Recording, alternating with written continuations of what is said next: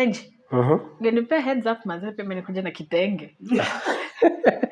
You had to mention this? Really? No, I had to because I feel like I need to kind of like complement the coloring. I mean, the contrast is really okay. So, tuko tu sawa. But next time manze lazima tukuje matching kitenge. Tungependa kusikia views. Hii contrast iko vipi?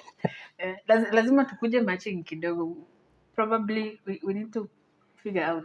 No, I think we need a tech explore matching. You know, our logo has some sasa si ndio nasema funny prints. Logo yetu ni kitenge. Exactly. So tukuje matching kitenge. Ndio tuko on brand. Ni sawa. All right.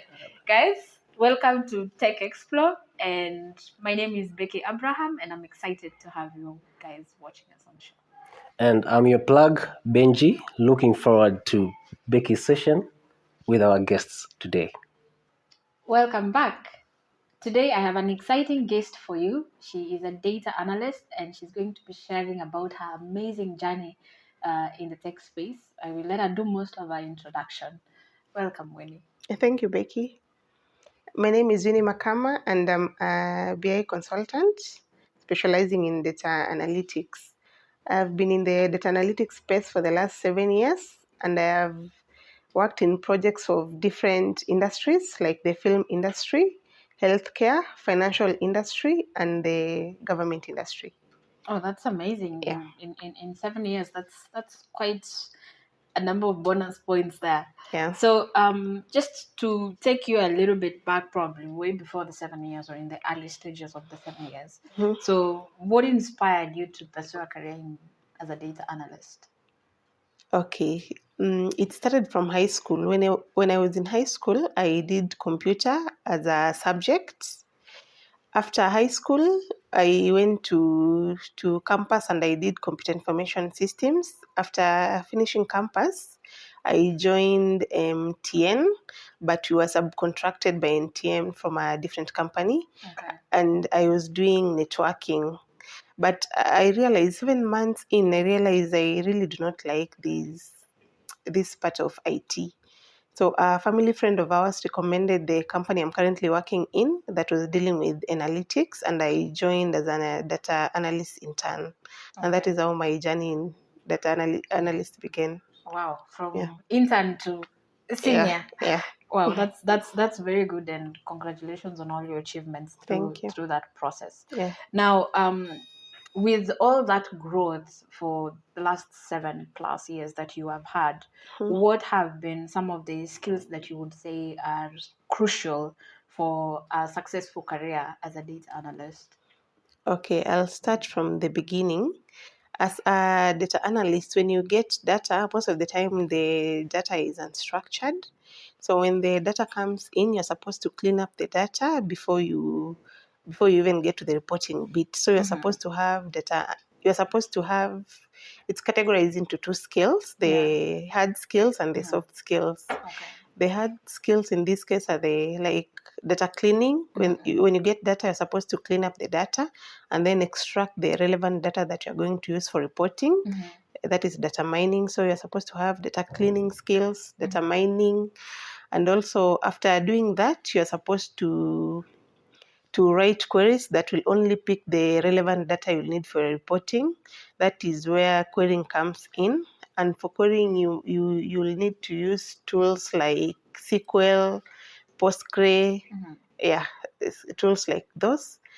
After that, you're supposed to report. So for the reporting skills, you'll need to have good visualization skills and reporting skills, because the consumer of the report does not care what happened in the background. They only need to see a beautiful report that easily communicates to them. Let me take you back to the beginning of that process.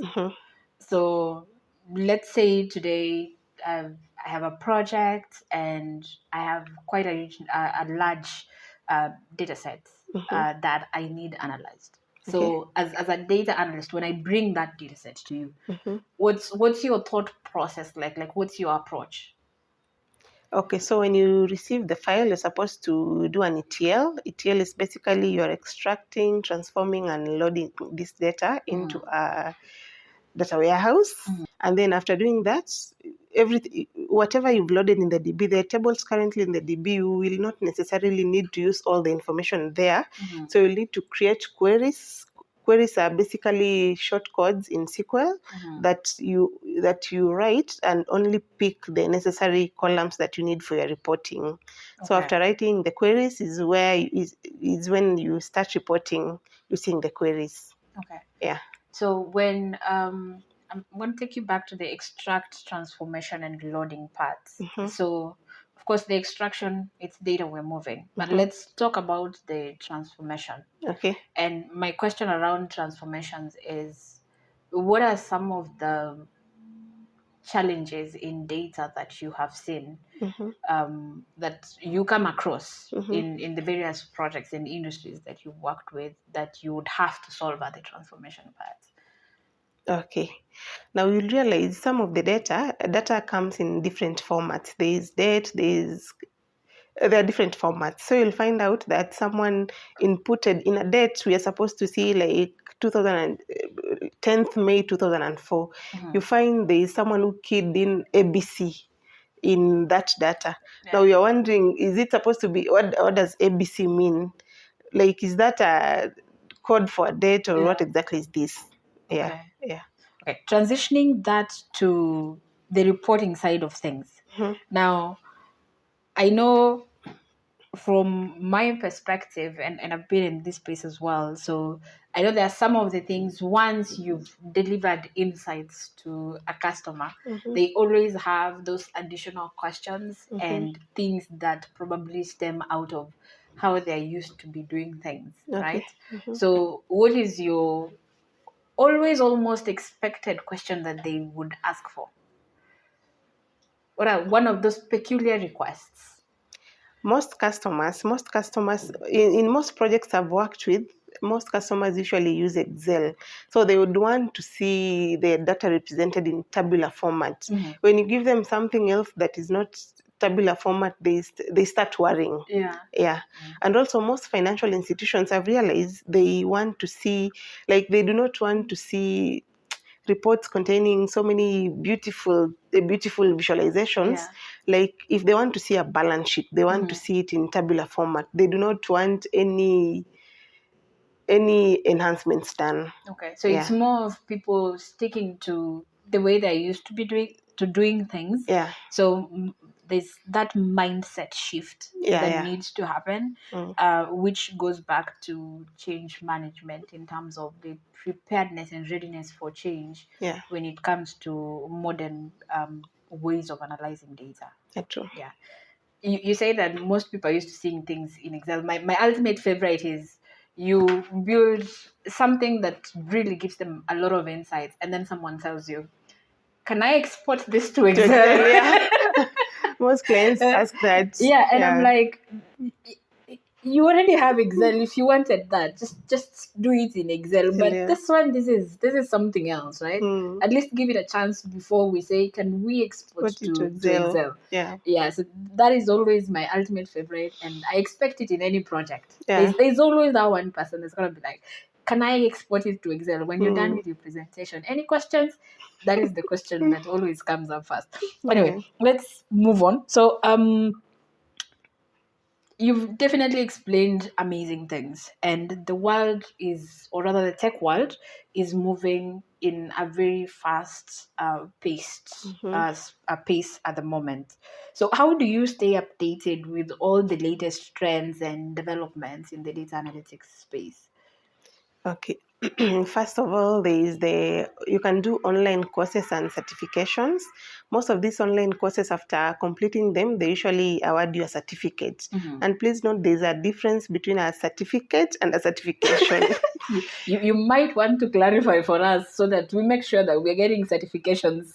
So for certifications, most of the online courses, whatever you do, they just give you a certificate showing that you completed this course. But then a certification, you completed this course and you did an exam for it. Like, I'll give an example. After finishing high school, you are given a KCSE certificate. It's a certification, that one. So after doing an exam, you're given a certification. But after finishing an online course, you're given a certificate just showing you did this online online course and finished it. I can get a certificate out of just playing a webinar as a podcast while I'm doing my own things and get a certificate that I did a short course. Yes. And what for the certification then? You what have is the to- extra thing in the certification For that makes it certification, important? for certification, you see, you cannot just wake up today and go do a certification and pass. You have to prepare for it. You have to read for it. You have to actually prepare for it. Yeah, that's how you get to pass the certification. So it's also the industry's way then of making sure that you have qualified people in what they say they are, Yeah. but also to make sure that the skill transfer is actually happening throughout the preparation process. Yeah. Okay, that's amazing. So guys, make sure you're getting certifications, not certificates. Yeah. Although I think you can get a certificate after completing a certification as well. Yeah, Just you can. to show that yes, you have a completed. certification by way of this certificate. Yeah. Okay, that's very good. Now let's find a common ground between data analytics as a role, but also what does that role actually play when it comes to businesses. So do you think the role of a data analyst actually influences business strategy? Yes, I do. Because they help business make data-driven decisions. Because after creating reports for an organization, when they consume this report, it will help them make decisions that are actually factual decisions, not just assumptions. And that is going to be based off of the insights out of this report. Yes. Okay. Yeah. My last question for you is as now the world is in the era of AI. So every corner you're turning, it's AI, we're using AI or AI this or that. So as a data analyst, how do you see that role of a data analyst evolving with the growing importance of AI? That is also a very good question. AI has actually come to help data analysts because you realize sometimes you have a huge chunk of data that needs a lot of transformation that will take you like a week to transform the data and remove if it has any issues, you address the issues. But then in the era of AI, it will help you, like it will reduce the time you will take to transform that data. So instead of using the 5 days or a week, you will end up using a day. And also it can help you generate some insightful it can help you generate some insights that you could not have seen when doing the traditional way of creating reports. Okay. Yeah. Right. This has been amazing. Thank you so much, Winnie, for coming to the show, and we look forward to having you back again very soon. Thank you for having me too. All right. Yeah.